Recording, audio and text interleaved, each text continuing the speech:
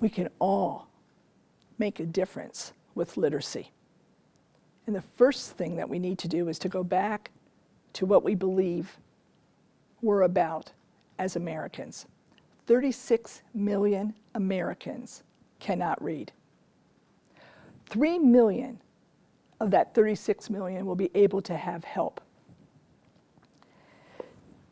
Why are they lucky? Because we have organizations such as Catholic Charities. We have wonderful universities in the United States. We have agencies that are available to have after-school tutoring to look at Americans.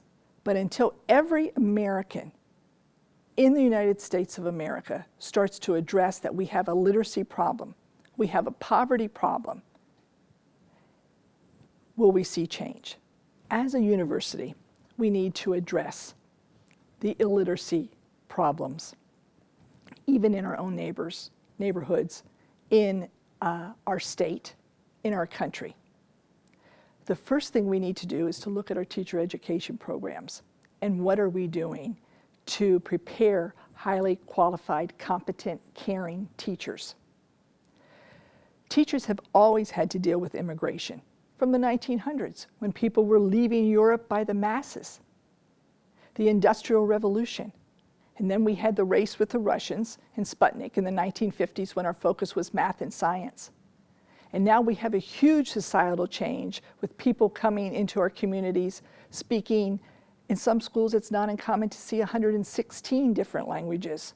Just even in our own area of Scranton, we have a huge Hispanic population. We have a Brazilian population, so not only do we have Spanish, but we have Portuguese. We now have Bhutanese, people from Bhutan, people from Nepal, and they're going into the classrooms. What support are we giving the classroom teacher?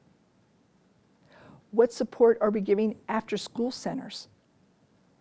And are we really spending money up front for early literacy? And that's the first way that I think that we can address the literacy problem in the United States of America, is going back to look at early literacy. Because really, none of those problems have ever gone away historically. We've always had teachers with low salaries. We've always had immigration. We've always had some type of societal problems. But what has stopped is funding for early literacy. And if we're going to change the culture, the environment, we need to look at the early years. We need to look at our attitude, not only for illiteracy, but illiteracy. And by that I mean people that can read but aren't reading.